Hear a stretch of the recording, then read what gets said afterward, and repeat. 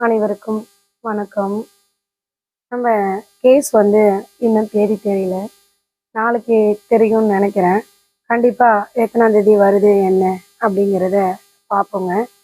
இப்போ சிவசங்கரன் இருக்காரு இல்லைங்களா? அவர் A3 போட்டிருந்தாங்க. ஏற்கனவே ஹரிப்பிரியாவையும் கிருத்திகாவையும் A1 A2, அதன் பிறகு சிவசங்கரன் தான் A3. அதுக்கப்புறம் சாந்தி ரவிக்குமார் இவங்களை எல்லாத்தையும் தான் நம்மளுடைய வழக்கில் சேர்த்துருந்தாங்க. அதன் பிறகு ஜாமீன்ல விடும்போது என்ன சொன்னாங்க அப்படின்னா, இந்த மாதிரி டீச்சருங்க படின்னு சொல்றது இயல்பு தான், அது தவறு கிடையாது அப்படின்னு சொல்லி ஜாமீன்ல விட்டாங்க.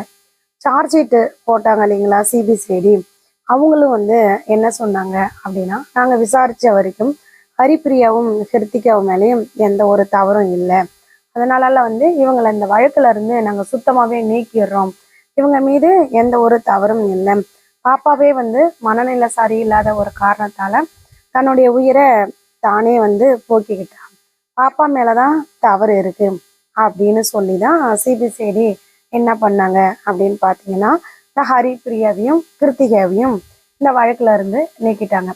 ஆனா முறைப்படி அவங்க ஃபாலோ பண்ணி நம்மளுடைய கேஸை சட்ட நடவடிக்கை எடுக்க கிடையாது. பாப்பாவுக்கு அப்ப 16 வயசு தான் முடிய போகுது, 17 வயசு ஆரம்பிக்க போச்சு. நம்ம வழக்கை போக்சோ வழக்குல கைது பண்ணியிருக்கணும், அதுவும் அவங்க பண்ணலை. நம்ம சொல்லியிருக்கிறோம் இந்த மாதிரி எங்களுக்கு பெருத்த சந்தேகம் இருக்கு, இது கொலை தான், கொலைக்கான வாய்ப்புகள் தான் அதிகம் இருக்கு, இவங்க சொல்ற மாதிரி புள்ள தற்கொலை பண்ணிக்கவே கிடையாது அப்படின்னு நம்ம சொல்லியிருக்கோம். ஆனா அந்த கண்ணோட்டத்துல அவங்க கேஸை விசாரணை பண்ணலை. அவங்களுக்கு தான் என்ன நடந்ததுன்னு தெரியுமேச்சே, தெரியாத இருக்கிறவங்க தான் விசாரணை பண்ணுவாங்க. என்ன நடந்தது அப்படின்னு தெரிஞ்ச ஒரு அதிகாரி எப்படி விசாரணை பண்ணுவாங்க? அவங்களுடைய நோக்கம் நம்மளுடைய வழக்கை மூடி மறைக்கணும் அப்படிங்கிறதான், உண்மைகளை மறைச்சி பொய்களை மட்டுமே எழுதணும் அப்படின்னு முடிவு பண்ணிட்டாங்க. அதை தான் அவங்க செஞ்சாங்க. அந்த சிவசங்கரன், சாந்தி, ரவிக்குமார் இவங்களை மட்டும் ஏன் வச்சிருந்தாங்க, இவங்களெல்லாம் ஏன் விலக்கிட்டாங்க அப்படின்னா, இவங்களுக்கும் பாப்பாவோட வழக்குக்கும் எந்த சம்மந்தமும் இல்லைன்னு அவங்க 2 பேத்தையும், அந்த ஹரிப்பிரியாவையும் அந்த கிருத்திகாவையும் நீக்கிட்டாங்க. சிவசங்கரன், சாந்தி, ரவிக்குமாரை எதுக்காக போட்டிருக்காங்க அப்படின்னா, ஹாஸ்டல் பர்மிஷன் இல்லை அப்படிங்கிற அந்த ஒரு காரணத்துக்காக தான் இவங்க 3 பேத்தையும் வழக்கில் வச்சிருக்கிறாங்க. இல்லைன்னா இவங்களையும் வழக்குல இருந்து எப்பயே எடுத்திருப்பாங்க. இந்த ஒரு கண் துடைப்புக்காக அந்த வழக்கை போடப்பட்டது. இப்போ என்ன நடந்தது அப்படின்னு பார்த்தீங்கன்னா, அந்த ஹாஸ்டல் பர்மிஷன் இல்லாத வழக்குல சிவசங்கரனை சேர்த்திருக்காங்க இல்லைங்களா? அந்த சிவசங்கரன் என்ன பண்ணியிருக்காரு அப்படின்னா, சென்னை ஹைகோர்ட்ல என்ன பண்ணியிருக்காருன்னா, இந்த வழக்குல இருந்து என்னை குவாஸ் பண்ணுங்க, இதுக்கும் எனக்கும் எந்த விதமான சம்பந்தமும் கிடையாது, இந்த வழக்குல இருந்து என்னை நீக்கம் பண்ணுங்க அப்படின்னு சொல்லி ஹைகோர்ட்ல போட்டிருக்காரு. அதுக்கான இன்டிமேஷன் தகவலா நமக்கு அனுப்பியிருந்தாங்க. இந்த மாதிரி சிவசங்கரன் ஹைகோர்ட்ல போட்டிருக்காரு, இந்த வழக்குக்கும் இவருக்கும் எந்த ஒரு சம்மந்தமும் இல்லை அப்படின்னு ஹைகோர்ட்ல போட்டிருக்காரு, அதுக்கு நீங்களோ இல்லை உங்க வக்கீலோ நேர்ல ஆஜராகி உங்களுடைய கருத்தை தெரிவிக்கலாம் அப்படின்னு நமக்கு ஒரு இன்டிமேஷன் லெட்டர் வந்துச்சுங்க. அது எத்தனாம் தேதி ஹைகோர்ட்ல வருது அப்படின்னு பார்த்தீங்கன்னா, நவம்பர் 24 வருது. எனக்கும் இந்த வழக்குக்கும் எந்த சம்மந்தமும் இல்லை அப்படின்னு வாஸ் பண்ணி போட்டிருக்காரு இல்லைங்களா? அப்போ இவருக்கு தெரிஞ்ச உண்மைகளை சொல்லலாம்ல, ஏன் உண்மையே சொல்ல மறுக்கிறாரு? கண்டிப்பா அந்த பள்ளிக்கூடத்துல இவரு பாத்தீங்கன்னாக்க எவ்வளவு நாள் வேலை பார்த்தாரு அப்படிங்கிறது நமக்கு தெரியாது. ஆனா நான் போயிட்டு பாப்பாவை சேர்க்கக்குள்ள இவர் இல்லை, அதன் பிறகுதான் இருந்தாரு. 6வது நான் சேர்க்கும் போது இவர் இல்லை, அதன் பிறகு உடனே ஆனா வந்துட்டாருங்க. அந்த வருஷம் வந்தாரா இல்ல மறு வருஷம் வந்தாரா என்னன்னு எனக்கு சரியா ஞாபகம் இல்லை. ஆனா இவர் உடனே வந்துட்டாரு. அந்த இதுல இருந்து பாத்தீங்கன்னா கிட்டத்தட்ட இவரும் ஒரு 7-8 வருஷம் பார்த்திருப்பாரு. இப்போ இந்த 7-8 வருஷத்துல அந்த பள்ளிக்கூடத்துல என்ன நடக்குது அப்படிங்கிறது இவருக்கு தெரியாத இருக்குமா? தெரியாததான் இவர் பிரின்சிபல் வேலை பார்த்தாரா?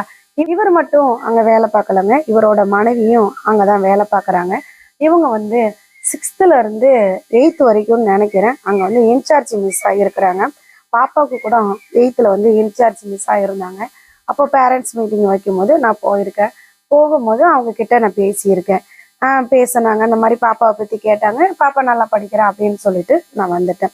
இப்போ அவங்க ஒய்ஃபும் அங்க வேலை பார்க்குறாங்க, இவரும் அங்க வேலை பார்க்குறாரு, 2 பேரும் வேலை பார்க்குறாங்க. அப்படிங்கும் போது அந்த பள்ளிக்கூடத்துல என்னென்ன நடக்குது, ரவிக்குமார் எப்படி சாந்தி எப்படி, அங்க இருக்கக்கூடிய மிஸ்ஸுங்க இப்படி எல்லாமே இவருக்கு தெரிஞ்சிருக்கும் இல்ல. தெரிஞ்சிருக்கக்கூடிய ஒருத்தர் ஒரு குழந்தைக்கு இப்படி ஆயிருக்கு, அந்த குழந்தை நம்ம வீட்டு குழந்தையா இருந்தா நம்ம என்ன பண்ணுவோம் அப்படிங்கிற நினைப்பு அவருக்குள்ளார ஏன் வரல? அப்படி வந்திருந்தா பாப்பாவுக்கு என்ன நடந்தது அப்படிங்கிற உண்மைய உலகத்துக்கு சொல்லிட்டு இவர் இந்த கேஸை விட்டு விலகி போகலாம்ல. எனக்கும் இந்த கேஸுக்கும் சம்மந்தம் இல்லை, இந்த மாதிரி அங்க இன்னதுதான் நடந்தது, பாப்பாவோட உயிர் போறதுக்கு இவங்களாம் தான் காரணம் அப்படிங்கிற பல உண்மைகளை இவர் வெளிச்சத்துக்கு கொண்டுட்டு வரலாம்ல. அதெல்லாம் செய்யாம ஏன் வழக்குல இருந்து மட்டும் விலகி போகணும்னு நினைக்கிறாரு? பாப்பா வந்து அடிக்கடி சொல்லுவான், ஆமா அவங்க 2 பேருமே அங்கதாம்மா வேலை பார்க்குறாங்க, எங்க பிரின்சிபாலோட ஒய்ஃபும் அங்கதாம்மா வேலை பார்க்குறாங்க, அவங்களுக்கு வந்து குழந்தை இல்லைம்மா அப்படின்னு சொல்லி எத்தனையோ நாள் வந்து புள்ள வந்து ஃபீல் பண்ணியிருக்கா. கண்டிப்பா சொல்றேங்க, சிவசங்கரனுக்கு வந்து ஒரு குழந்தையோட அருமை என்ன அப்படிங்கிறது அவருக்கு தெரியும். ஒரு குழந்தை இல்லாம இருக்கக்கூடிய அந்த வலிக்கும், பெத்து எடுத்து வளர்த்து 17 வருஷமா பிள்ளைய வந்து ஆளாக்கி படிக்க வச்சு பிள்ளைய பிரியக்கூடிய அந்த வலியும் வேதனையும் என்னன்னு கண்டிப்பா அவருக்கு புரியும். குழந்தை இல்லாத இருக்கிற நமக்கே இவ்வளவு வலியும் வேதனையும் இருக்கும்போது அந்த அம்மா தன்னுடைய குழந்தைய பெத்து எடுத்து இத்தனை வருஷமா வளர்த்து பள்ளிக்கூடத்துக்கு படிக்க அனுப்புனாங்களே, அந்த குழந்தைய இந்த படுபாவி நாயே இந்த மாதிரி பண்ணிட்டு இப்படிலாம் போய் பேசுறானுல, அந்த அம்மாவோட மன வலி எவ்வளவு இருக்கும், அந்த அம்மாவோட வலியும் வேதனையும் எவ்வளவு இருக்கும், நம்மளை விட பல மடங்கு அந்த அம்மாவுக்கு வலியும் வேதனையும் இருக்குமே, அந்த வலி என்னன்னு நமக்கு புரியுதே, அதை விட பல மடங்கு அந்த அம்மாவுக்கு வலி இருக்குமே அப்படின்னு உண்மையை சொல்லலாம் இல்லைங்க. ஏங்க உண்மையை சொல்ல மறுக்கிறாரு? இதுக்கு முன்னாடி நான் ஃபீஸ் கட்டுறதுக்கோ இல்லை பேரண்ட்ஸ் மீட்டிங்க்கோ அங்கே போவேங்க. அங்கே போகும்போது எனக்கு வந்து என்னை அறியாமலே இவர் மீது ஒரு மரியாதை இருக்கும். உட்கார்ந்துருப்பேன், இவர் சும்மா தான் வெளியே வருவார், நம்மளை இவர் வந்து எழுந்திரிச்சு நில்லுங்கன்னு வந்து சொல்ல மாட்டாரு.